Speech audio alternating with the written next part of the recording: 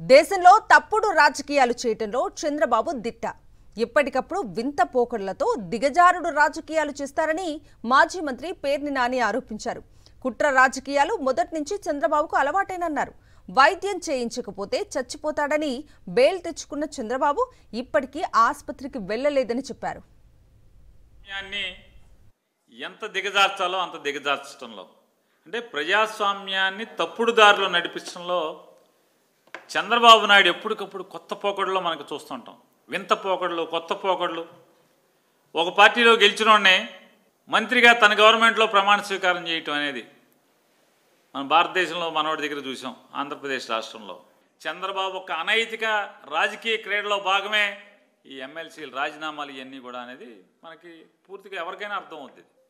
ఆరోగ్యం పాడైపోయింది, చచ్చిపోతాడు, ఆరోగ్యం బాగు చేయించుకోకపోతే హాస్పిటల్లో చేరబోతే చంద్రబాబు చచ్చిపోతాడని చెప్పని కారణాలు చెప్పి బెయిల్ తెచ్చుకుని, హెల్త్ గ్రౌండ్స్లో బెయిల్ తెచ్చుకుని దాదాపుగా 18 గంటలు రాజమండ్రి నుంచి బెజవాడ దాకా ఊరేగుతూ వచ్చి 18 గంటలు ఆరోగ్యం చెడిపోయింది, నేను ఆరోగ్యం బాగు చేయకపోతే కనుక చచ్చిపోతాడని చెప్పి వీళ్ళు వాదించి హెల్త్ గ్రౌండ్స్లో బెయిల్ తెచ్చుకుని ఇంతవరకు ఒక్కరోజు హాస్పిటల్కి వెళ్ళడు.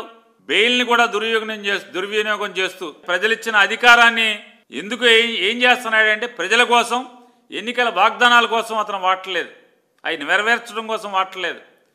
వైఎస్ఆర్ కాంగ్రెస్ పార్టీ వాళ్ళని అక్రమ కేసులు బట్టి లోపలేయటానికి, వేధించడానికి, తన మీద ఉన్నటువంటి కేసులన్నీ కూడా మూసివేయించుకుంటానికి మాత్రమే ప్రజలిచ్చిన అధికారాన్ని వాడుతున్నాడు. ఎలక్షన్ల ముందేమో అమరావతి అమరావతి అన్నావు, ఇప్పుడు అమరావతిలో ఏం పెట్టవెందుకని, మా ఫ్లాట్లు ఇవ్వవెందుకని, మళ్ళీ ఉట్టికి ఎగరలేనమ్మా స్వర్గానికి ఎగిరినన్న చందాన 50,000 ఎకరాలు తీసుకున్నాం, మా దగ్గర ఇంతవరకు ఎవరికి ఫ్లాట్లు ఇవ్వలేదు, రోడ్లే లేదు, రోడ్లు వేసే పని లేదు, మళ్ళీ ఇంకొక 20,000 ఎకరాలు కావాలని చెప్పని అడుగుతున్నావు.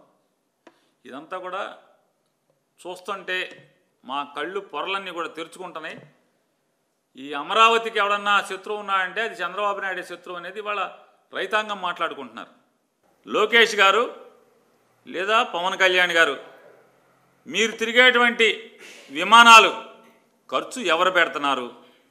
ఎస్, జనం సొమ్ము కాదు, ఎవరి సొమ్ము అది?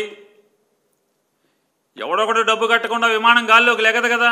అంటే మీరెవరన్నా బినామీలను పెట్టుకుని బినామీల చేత విమానాలు కొనిపించి తిరుగుతున్నారా ఫ్రీగా? లేదా ఎవరు డబ్బులు కడుతున్నారు?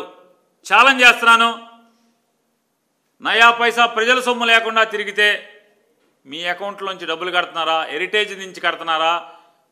పవన్ కళ్యాణ్ గారు జేబులోంచి కడుతున్నారా? బయట పెట్టండి.